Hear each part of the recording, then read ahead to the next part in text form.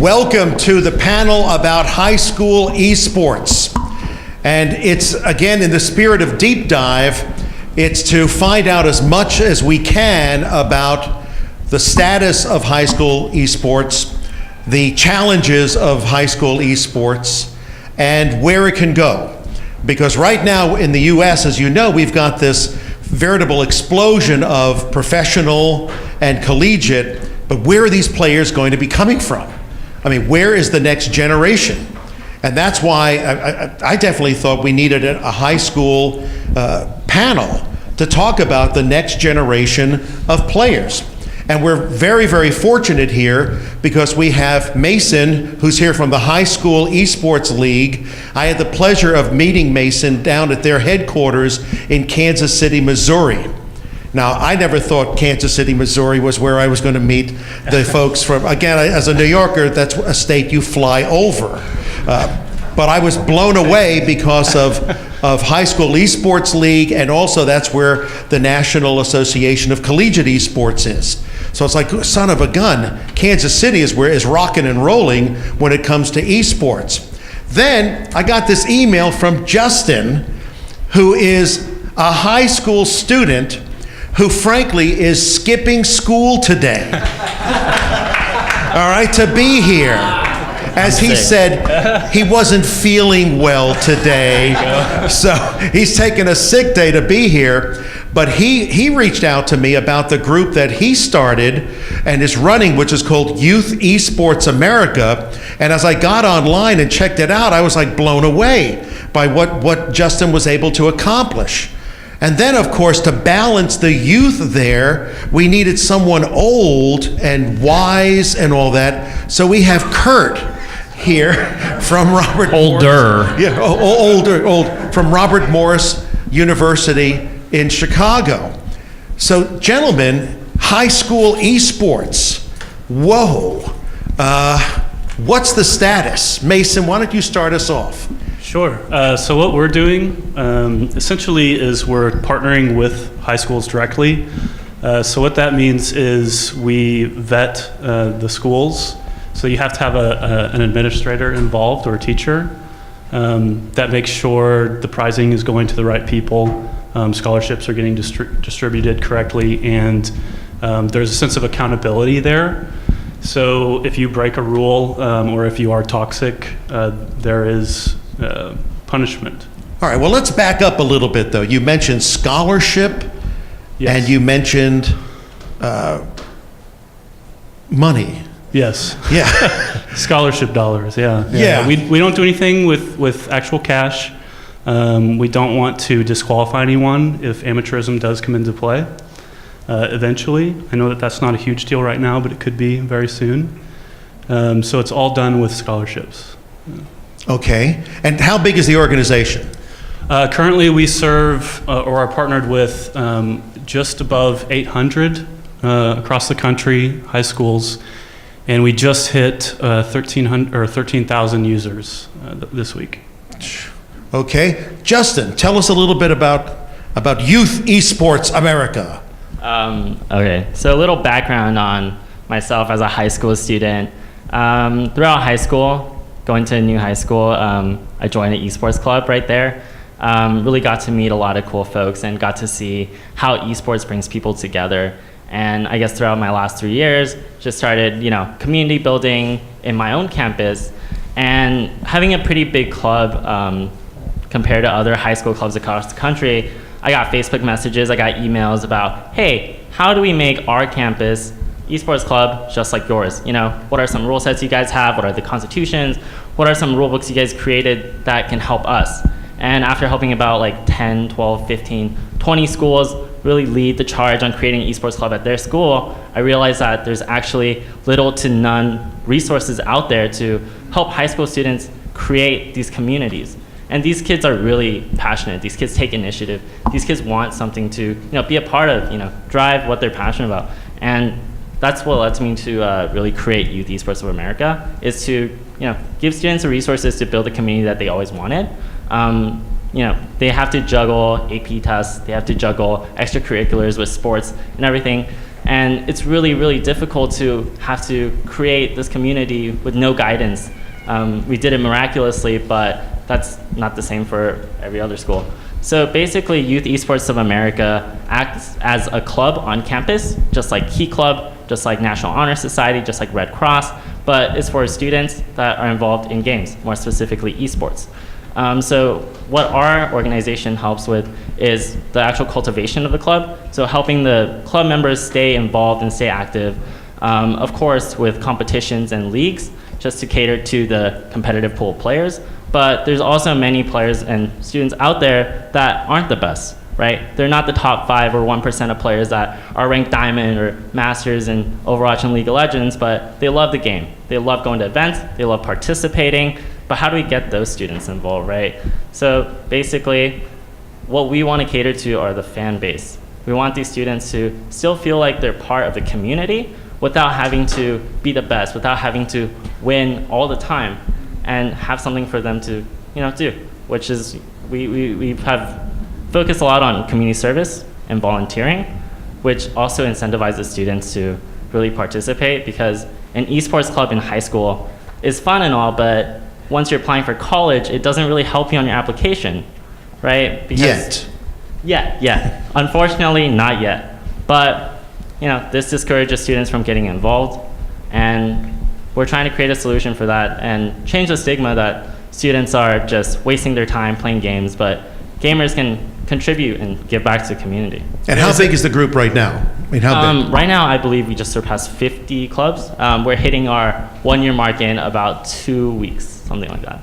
All So really rapid. I was going to say, I'm pretty sure in high school I would come back home and watch cartoons. And this is, to me, an amazing example. These two guys, Justin, in high school, like to have the passion and drive to help build communities and provide opportunities. And I think a lot of times you hear just esports, the competition, and TI is like the $25 million prize. But like at the core, really the core value is guys like him that are just passionate about it and are out there trying to do something about it. And I'd be hard pressed to say like Justin's not going to be a CEO of something at some point down the line or doing something more important than that's for sure. So I mean, it's an amazing. I think that's what kind of gets lost in sort of that esports lens of our guys like these two guys that want to kind of put value into a situation. All right, well, let's drill down a bit, though.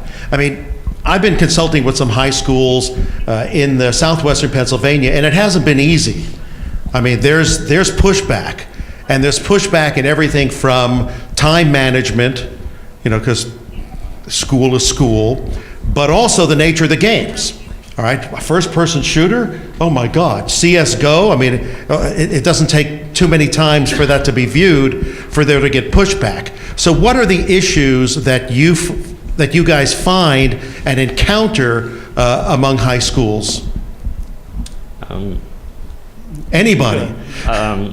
So, of course, like recent events with shootings at schools, it's terrible things happening. Of course, someone that sees a student playing Counter-Strike for 23 hours a day, leading to shooting, they see a direct correlation, of course, if they're not gamers. It's really hard to convince the administration that, hey, these shooting games do not correlate with shootings, right? It's just a tough thing to sell. And unfortunately for Youth Esports of America, we've had to drop Counter-Strike as one of our titles, even though there is a big community of students who are not violent and do enjoy the games competitively, right? Just as you would League of Legends or Rocket League or any other game. This is their game and this is what they compete with.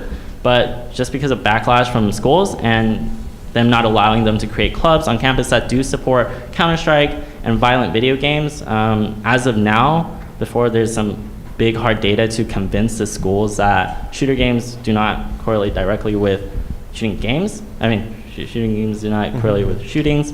It's just really difficult. And so you find it's more of let's avoid those. Right. Let's not even go there. Mason? We kind of take a different approach. It may be because we have more interest. CSGO is our most popular game. So we have lost a few schools to that. And it is hard whenever new schools come on, especially with the school shootings that have happened. We are coming up with new ways to combat that, and new resources that the students and teachers can then share with their administration to get that passed. I think it's really important that we kind of stand our ground and say, look, these shooting games are an important part of esports as a whole. And you look at NACE, they're just getting ready to launch a CSGO scene. So it's even more imperative now than ever that we foster that whole scene, so there's something to feed into the college and the professional space. Well, along those lines, Kurt, a lot is made of the traditional sports model where colleges and universities are looking at high schools to find the next football player, soccer player, baseball player, what have you. With the explosion of scholarship programs, the importance, it would seem to me, of high school esports is just going to get bigger and bigger. Am I right about that? Yeah, I think that's the case. When I look at high school, the college formalized programs haven't been around that long, but it's even more fragmented than the college space was. Like high school Star League was sort of the leader, and then as that falls apart, then Mason kind of props up this, and Justin does this because they care about their communities and they want to sort of build the structure that's next. Recruiting from the college side is difficult on finding talent. You really rely predominantly on the staff that you hire to be expertise within that field or title and be able to reach down and engage that community and make those contacts. Whereas, in traditional sports, you either leverage club coaches or high schools. So it's just different. But having a robust college system would certainly make that pathing easier. And I think what like Michael and NACE are doing with partnering with Be Recruited and other high school organizations are help elevate that to a degree to make it easier.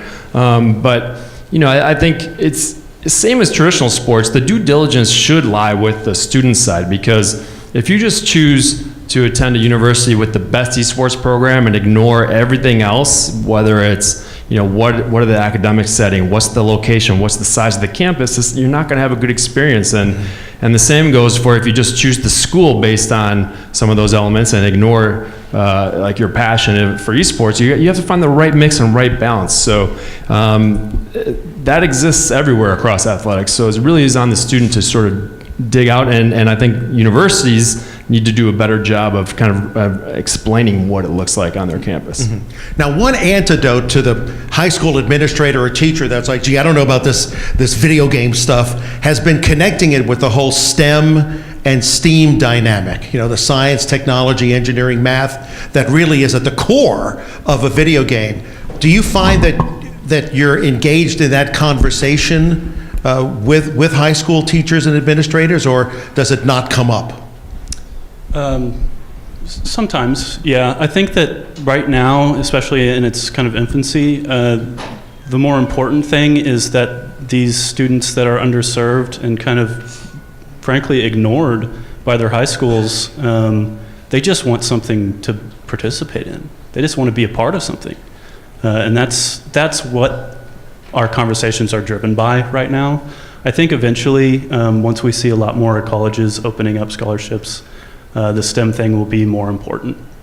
Okay, so right now what you're saying is by bringing esports and gaming into the high schools, it's functioning much more as a retainment for them. We have a high school in southwestern Pennsylvania, an old mill town called Elizabeth Forward, and they had great truancy problems, all right, a lot of dropout problems. They started a gaming curriculum that was frankly based on the curriculum we started at Carnegie Mellon, the Entertainment Technology Center, and their retention rate went through the roof. All of a sudden, from kids who were not coming to school or dropping out, they had to forcibly send them home because they wouldn't leave because of that. Are you finding something similar with the whole esport dynamic rather than just making games? Oh, absolutely, yeah. There's countless stories of teachers reaching out saying, I'm going to pick up students to bring them to practice, to play games and be here on the weekends. And that's all they talk about now. I mean, I've seen them do complete 180s and come out of their shell, and it really just kind of reminds you why you're doing what you're doing, you know. So yes. Yeah. Well, now, tell me about the logistics of high school esports. When are they doing these things? Is this an after-school activity? Is this on the weekends? Is this, logistically, how is it being done? I think that varies program to program. Like Orange County High School Esports League, they practice after school, like on Wednesdays, I believe, and they practice in their computer labs. But for example, for clubs like ours, we meet during lunch and kind of have the whole student body kind of come together and create events. After school, volunteer. It honestly varies. For competitive teams, I would say they practice a lot at home. I would say probably for HSEL too, a lot of students do play from home from their own personal setups. That should be the trend as of now, but hopefully we do see a lot of administration bring more equipment on campus and have students play on campus in a group, just like you would traditional sports. You have a field or a goal or basketball, right? You can practice with your friends or with your teammate on campus under supervision, and just kind of communicate in a safe space. All right, Mason? Yeah, so currently we have a 4-season structure, and it's 2 games per week, 2 matches per week. One on the weekday and one on the weekend. We don't require you to play at school. That goes along with kind of our company's values and mission is inclusivity. We don't want somebody just because they don't have the proper gear to be excluded because they can't play at school. We are seeing a lot of schools start to fund their programs and bring in PCs and peripherals and things like that, and that's great, and we try to help them out wherever we can. But yeah, I mean, it's really, we leave it up to each individual school, how they want to schedule their practices out, and then they have to follow the match times. So Kurt, how does all this college recruitment of high schoolers work? I mean, where are they finding them? Are they, how's it being done? Yeah, I would say that, just let me take a second to go backwards, just like draft off that a second. I think schools and high schools, why they're not sort of providing some of the things that Justin mentioned, like providing a space and maybe some equipment to enable that club on campus to practice and play is a lack of understanding, is education. We run at Robert Morris University, this is I think our 3rd year in the spring, like a high school invitational, and this year we had 16 high school teams come and play at our campus in our 2 different facilities, a 1-day bracket, and each of those schools had an administrator that understood esports, came from either they love playing Overwatch, and would take ownership of that program under their own purview and say, I get what, I understand what this could mean for this student group, and I think that lacks massively across the high school space, and to think that it's only these 16 schools in the Chicagoland area, I'm sure it's at every school. It's just finding the administrator that can understand what it means, and not just a person sitting in a room like on their phone, but actually engaging with the students and helping them. That's the thing that's missing. And how do you solve for that? That's a tough one. A lot of things like Garvey are doing, and everyone really. I think that's should be our mission is explaining the value add and potential that it can mean to a high school student. And I think as colleges add more opportunities, that helps with that narrative. But it's going to take a little bit of time. Did I answer the question? I think I didn't. Did I? No, you answered the question I didn't ask, but it was a good answer. Yeah, right. Ask that one, and then I'll get to yours. Now the question that I'm going to ask is, okay, I'm a college and university. I'm starting an esports program, and I got to recruit. Oh, all right, yes. And I got to recruit a high schooler who's going to become a freshman. Where do I look? What do I do? Yes, correct. Well, I think these 2 guys are a really good resource, right? Because they have an engaged player base. So, reaching out to them, really reaching out to, and having a strong presence on social sites that you could kind of let people know that of your situation. Like Corker College has a varsity program. Probably not many people have heard of it, but they do have a varsity program. But they've been really active of saying on Twitter and even a little bit of advertising media on a couple locations to create awareness. Because that's really what's missing is the awareness factor. So really just being a little bit aggressive, letting people know what your initiatives are and how you're approaching your program, and reaching down into that high school community, leveraging some of these their contacts and really just making it known. I think is the best way. Did you say Corker College? Corker College. Where the hell correct. is Corker College? Corker College is in Florida, Division II. They just signed someone from our league. See, it's happening, Don. I lived in Florida 16 years. Where is it in Florida? Or as we say, Florida. Where is it? I'm going to guess a small city somewhere in Florida. Geography clearly was not the strong point for any of us up here. Okay. All right. I want to open it up to everyone here, because if you're here for a high school presentation, you have got to have interest in this. And it could be selfish, or it could be organizational. What do we want to know from these guys about high school esports? Now, you mentioned something about the Orange County. Orange County is doing something very, very cool in that it is organizing high schools, correct? And we have a teacher here from Orange County. I just think it's fantastic that you're here for this. I want to hear more about what Orange County is doing. So I teach English in Anaheim, and what our district is doing, or actually we're trying to build an esports curriculum into this high school class like called a pathway. But first we launched into the OC High School Esports League, which is composed of a ton of schools all over Orange County. We are one of the few minority schools that participated. We are like one of 4, teams that are largely of color. So that we can see there's a big diversity issue. There are no girls in our club, in our team. Another issue. But this was the first season, and it came about very quickly in December. Got the information, got the club started, and we had our first season. There's still a lot of stuff up in the air for next year. Is it going to go on? But we're told, yes, it will. And I think it's going to grow. So there were 38 teams. Each high school could have 1 or 2 teams if they chose. Ours only had enough for 1 because there was only one of me who wanted to do it. But I think it's going to grow. And our goal is to, again, try to increase the pathway, try to talk to UCI and other colleges so that the kids have more of a pathway or, know where it's going. So it's very new. I know that there were a lot of, little issues here and there with scheduling because, every week it's a bracket tournament system. So we'd have to wait till Sunday to figure out who we were playing the next week. And we had only a week to figure that out. But it was great. It was great for the guys on my But in club. terms of origin, you say Orange County.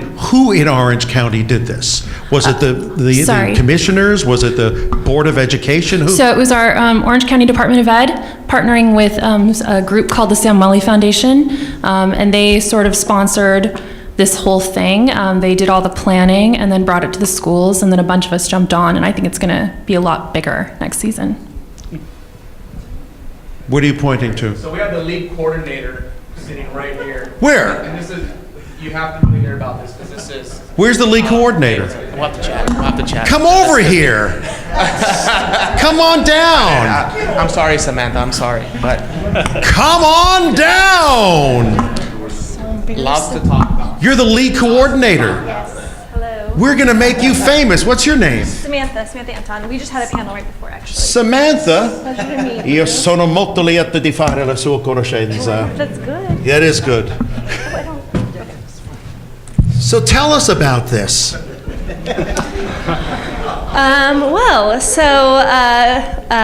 Is this Lindsay? Nice to finally meet you. So we launched in January this year for our first season. So this year we focused on one game. We focused on League of Legends. But I will say, though, that we use the competitive side of the league to kind of drive what we were doing, right? But there's this whole other world of everything that we're trying to do. So right next to me was Tom Turner, and he works with the Orange County Department of Ed, and we're working to develop curriculum that will be implemented in schools hopefully in the next year or two. And so we have that going on, and then we have the research going on to see, you know, what impact does this have on the students, what impact does this have on the parents, the teachers as well. You know, I think one thing that a lot of people don't talk about is when you bring something in the schools, right, and you have teachers involved in helping that, the teachers are going to get some benefits and be impacted as well. It's not just going to be the students that are going to be impacted. What kind of benefits? Because I've had the honor of hosting a K through 12 teacher award ceremony, and I always begin by apologizing that I'm a professor. So I don't work by comparison to what a K through 12 teacher does. I'm like, you folks are in the trenches. It's World War I trench warfare. I mean, I'm dealing with faculty who are like, what do you mean I teach Tuesday and Thursday for 1 hour? That's unbelievable. I mean, it's cruel. I mean, you guys work, I mean, what's the benefit for the teacher? I think from a lot of the students that submitted our nomination forms is they really felt a connection to their teachers. They felt like they valued what their teachers were doing for them. And as a teacher, for you to get that sense of validation is super important, because the reality is to work on any club for students afterwards, you're going to put in a lot of time. Like, we can say that it's going to be 1 to 2 hours a week that you're going to be doing more for this league, and that's not the case at all. That's not the case for IT people. That's not the case for teachers. You know, you're putting in hours and hours to basically provide your students with something that gives them a sense of belonging. So I think that's one of the benefits, is just knowing that you're doing something for students that they're not going to get otherwise. So, Justin, are you part of this Orange County thing? I serve on their community board to give advice and, I guess, suggestions, because I am a high school student, and our school, or my school that I'm attending, is part of the Orange County High School Esports League, and they've seen, you know, tremendous growth, and the students seem to love it, and it's great since it's UCI. But Okay, Mason, Kurt, are you aware of any other counties in the United States that are doing this sort of initiative? Garvey, are you? Yeah. Garvey, come on down! No. This is their time. Wisconsin has a district led by James O'Hagan. So people are starting to really understand now.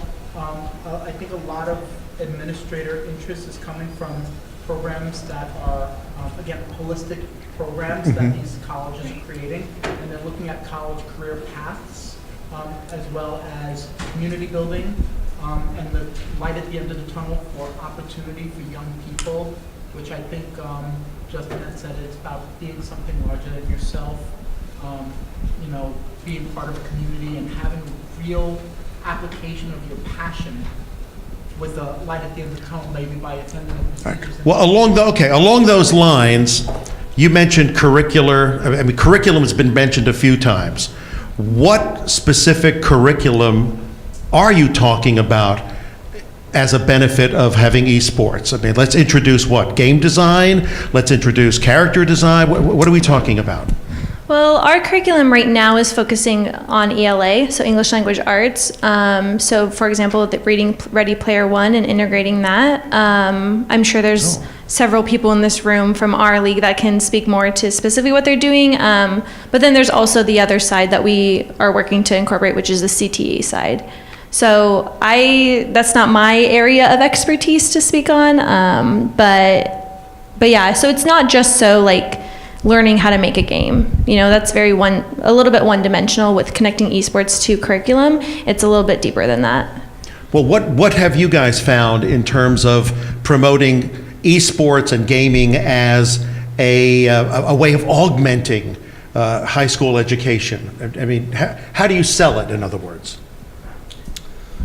Well, I mean, there's a lot of technical skills, teamwork, learning how to be sportsmanly. I mean, there's just so many different social skills that come out.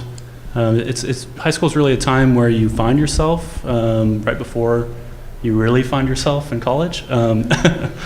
But, deluded. Yes, yes. Oh, yes, I found myself in college. Right, yeah. Glad I didn't find myself in jail. That's No, that's something that we've been looking at, not at the district level, but just as an organization, adding in certificates, adding in just life skills. But you're stressing social skills right now, teamwork, absolutely. things like that. I think it prevents, if you think about like your history, Don, sorry, I mean like put it in front of you. Think about theater, like at a high school level, and then there's set design, and then there's production side behind that. So I think you deliver those same sort of opportunities and values within esports. Well, as it's producing the stream, it's designing overlays and cutouts, and it's casting, and it's in front of the camera, and that production elements, and staging, and storyboarding what a broadcast would look like. Those are the further reach elements that I think really appeals to this whole subset of students of this generation that, again, I think is ignored because not purposefully, because teachers, right, like you mentioned, are in the trenches. They want to do well, but they just don't understand it because it's sort of past them. That's well put, because what I have found is, what are the key phrases, what are the key words that finally get them to drop that barrier that says, oh my God, video games, no. And for example, why do I like esports? I'm a drama professor. I mean, that's how I began. And I tell people, esports is the theater and cinema of the 21st century. All right? I mean, when you think about it, it is, I mean, we've got cosplayers here, all right? The whole dynamic of that Janet Murray and Hamlet on the holodeck that she brought out was the three dynamics, right? Immersion. What do you think an actor does? An actor immerses him or herself in the role. Well, look at these players, these esports players. They are completely immersed. Then the dynamic of agency, which is what technology has completely transformed entertainment. Agency means I'm involved. I can do something and the world responds to me, unlike most parents, all right? Or like most social organizations, like, well, I vote, good, I'm happy, all right? I play a video game, the world responds to me immediately. And then the third component, of course, is, as Janet says, transformation, which is really replayability. I get to try it again and again and again. Well, guess what? When you're learning math, what are you doing? Let me try this again and again and again. When I'm doing performance, I'm rehearsing again and again and again. And each time you do it, you learn something new. So, the idea that a video game is somehow not a theatrical performance or a cinematic performance, that's when you suddenly get the teachers going, oh my, I didn't know that. Video games is the democratization of acting. Anyone can be an actor now. Oh, really? Oh, geez, that's a whole new dynamic that I haven't thought of. So, respond. If I can add something, part of what we believe in is that right now a lot of students believe that, hey, I have a dream to one day work in the esports industry, but first, I'm not a professional player, I'm not even near being a professional player, and I'm also not good with computer science. There's no way I can become in the industry, right? Because I can't make games and I can't play games. But people need to understand that the esports ecosystem is huge, right? There's people that do journalism, people that do broadcasting, there's people that do graphic design, people that do law, people that do medical, right? And I think it's really important to show the kids that, hey, these are all the pathways that are possible while pursuing what you love, right? You don't have to choose between either I do esports or I become a lawyer, right? I could be an esports lawyer if I wanted to be, right? And just kind of showing kids that, hey, all of this is possible, and giving them a chance to dip their toe into the industry through these different pathways is something that administrators love, and they can pitch to the school and to the faculty, and something to get behind. I love it. We're cooking. Mason? Yeah, I mean, with us, to be real honest with you, one of these themes is pushback from administrations, and from the hundreds and hundreds that I've talked to personally, there isn't too much pushback. They don't understand esports, and naturally so, but they accept that that's something that they can see that that's something that these kids are passionate about. So they just want to help. Yeah. Primarily because their kids are playing it. Yes. All right. I mean, that's a huge reason. And it's amazing the degree to which this has helped to explain to them their children's behavior. It's like, you know what, your kid's not insane. He's actually doing something that has skills involved. You know, it's like League of Legends when you mention it to somebody that doesn't know and they think, oh, it's like Tetris. It's like, tune in. 140 different characters. I mean, the strategy involved. You know, the first time I saw a League of Legends game, I thought I was looking at like a drone's view of the invasion of Normandy. I was like, what the hell is going on here? And you know, again, as the old guy who's coming to this, you know, rather late, I remember Vito at the League of Legends World Championship, you know, leaning over to me and apologizing for how boring the game was. And I'm like this close to epilepsy, you know, from what the hell I'm watching. And I'm like, it's boring? And he goes, yes, we categorize it by actions per minute. You know, 400 is like a good level. We're expecting 600 actions per minute. And I'm like, do you realize my favorite sport is baseball?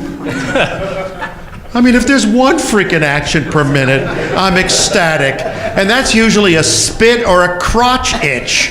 I mean, 600 actions per minute? Good God, those neurons are gone. They were gone in 69. All right, Garvey, you want to add something? Come here.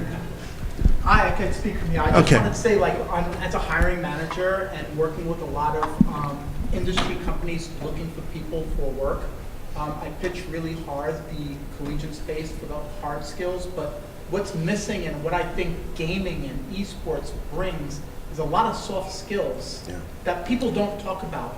And we don't only hire on hard skills, because if you can't collaborate, if you're going to silo up, if you're not going to be thinking about being something small in a small cog in a bigger wheel, all these soft skills that really gaming brings to the forefront are highly desirable. So besides these college programs and high school programs, we have a great cover letter and portfolio of your hard skills contributions, no matter what discipline it is.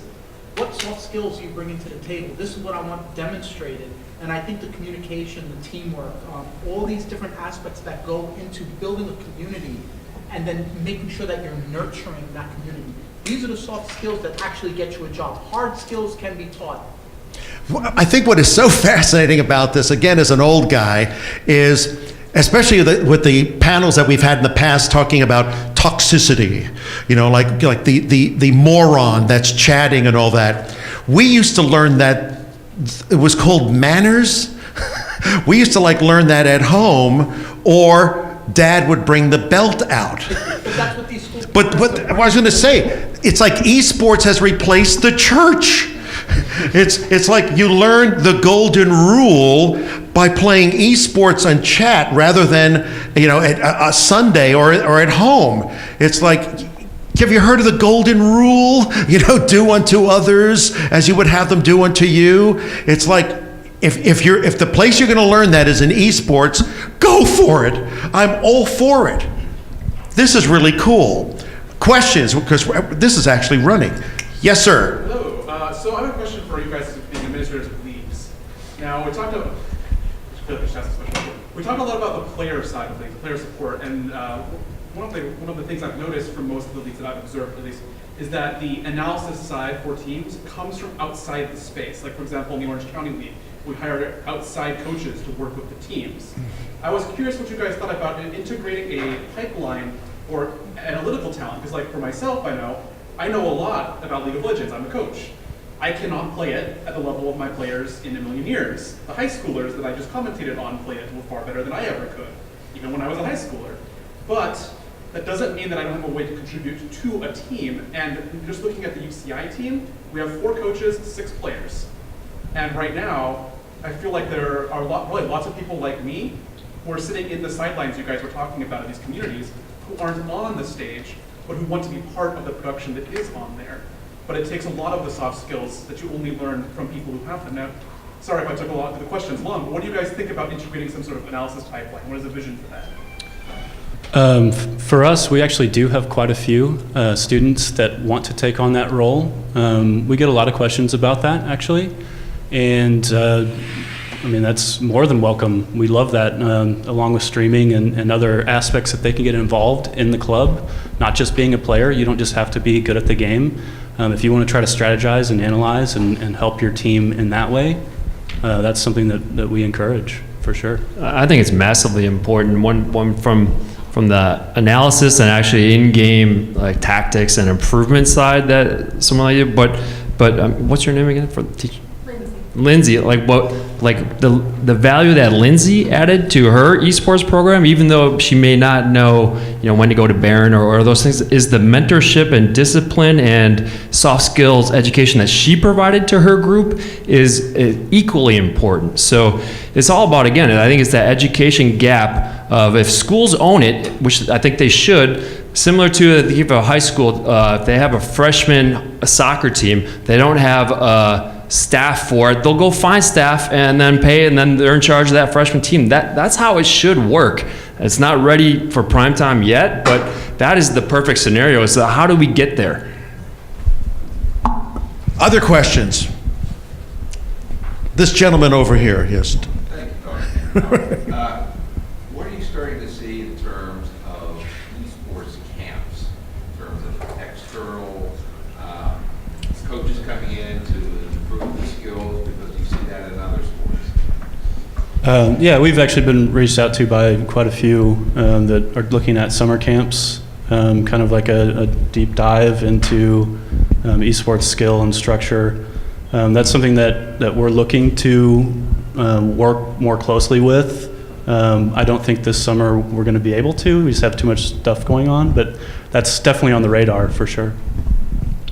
I think the tricky part with esports sometimes is it game specific or is it game agnostic? I know here at UCI last year we had our first summer camp, and that was the Girls in Gaming Camp. That one's more game agnostic, where we go over the different parts of the ecosystem.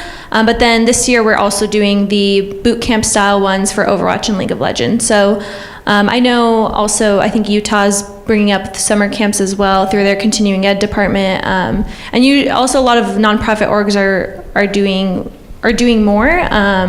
But it just depends on specifically what that person wants to get out of it. Is it that they want to find a sense of community? Is it that they want to get better at the game? It really could just vary. What was your enrollment for your first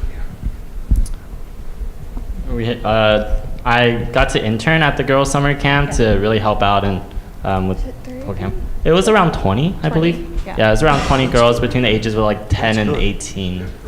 Now, who paid for it? So students paid $100, I believe, unless they had financial reasons, and then they would be granted a financial aid, which was just free. So Yeah. So there are scholarships available. Okay, more questions.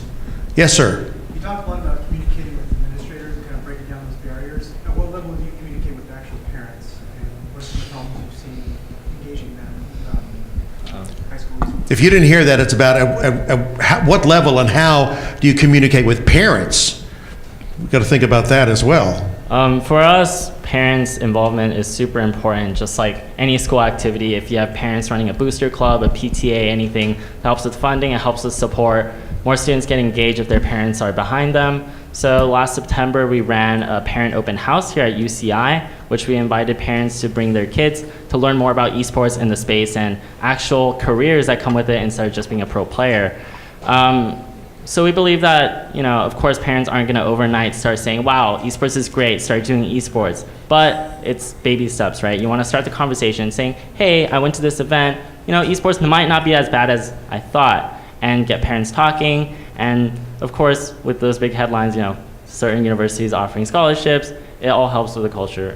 For us, we have Discord servers built just for parents to communicate with each other for different problems that they might run into, and between administration, which it's been helping a lot. Parents can work Discord? They managed to work a link. Yeah, maybe we should do something like Carrier pigeon. Carrier pigeon. Mason? Yeah, that's something that we keep an open line with them if they like to reach out. Sometimes they do. It's more of we leave it up to the school, the teacher. If there's a problem, then they can reach out. But yeah, I mean, it's obviously very important, and if somebody wants to talk, we're more than happy. But this has been ongoing. I mean, we've had, for example, a drama pre-college program at Carnegie Mellon for like 30, 40 years, and I used to run it. And whereas today it's like, what's with this esports thing? I would get, Johnny wants to study drama, and for 6 weeks at CMU, like, what's in it for him? And I would always say, look, the skills that you learn are tremendous. I mean, in terms of, self-discipline and character and what have you. And they go, well, what can he do with it? And I go, well, if he doesn't find a career in theater, he can find corollary careers like law, medicine, and politics. It's the same thing. It's all the same. And we started a National High School Game Academy at the Entertainment Technology Center. And you talk about $100 to join yours. Ours was $6,000 for 6 weeks. It's packed. It's packed. But we're capitalist pigs, so we might as well just freaking say that, okay? We still have some time. Questions? Yes, sir. What are your big challenges in terms of like awareness of these programs? Like what are, especially with parents and things like that? How are you bringing that awareness? And more importantly, if there are challenges that you face. Programs in specific to, as in? I guess just to your esports leagues or different community building activities. So I think school support plays a big role in it, because if a school is supporting an esports program, parents will hear about it and support their kids. It's rare when a school will support something that parents don't.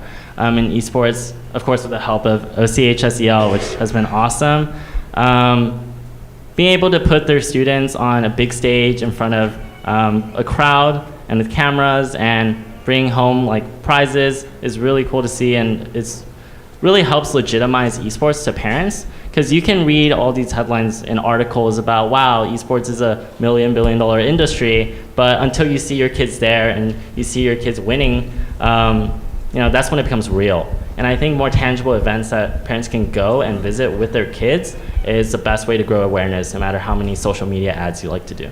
So you're basically saying turn esports into a family event. Right, just like soccer games, football games, you bring your grandpa, you bring your grandma, you bring your parents to go see your kids compete. And that's the same thing with esports, right? That's how you root on your kids, that's how you cheer them on. And yeah, I think that's the best way to start the conversation and get things rolling. I mentioned that at Robert Morris we have the high school invitational in the spring, and the first year, which was, to be honest, a surprise to me, was just 8 teams, and we brought those 8 teams on our campus, and really our main arena is tight. There's no room for sort of spectating in behind, and I was shocked that there were about 50 parents and friends that had come with, and it just it was short-sighted of me. I just didn't think that would be something that happened. So we opened up another room and put the Twitch broadcast on a big screen, and we actually even ordered some pizza just to kind of create that hangout environment, and we didn't make that mistake again. Now we have 2 of those spaces for parents and friends, because in the end, gaming is social, right? And parents know what their son and daughter are passionate about, and providing that opportunity for them to express themselves through that where it's embraced by a school or a community that's the value, that's it, that's what it's about. And winning and losing comes with it, and the lessons that come out of that are very important, but it's creating those touch points to students that for whatever reason that they're not interested in theater or athletics, and this is what they're passionate about. So why not validate that and do something meaningful about it? I think the key word there is meaningful.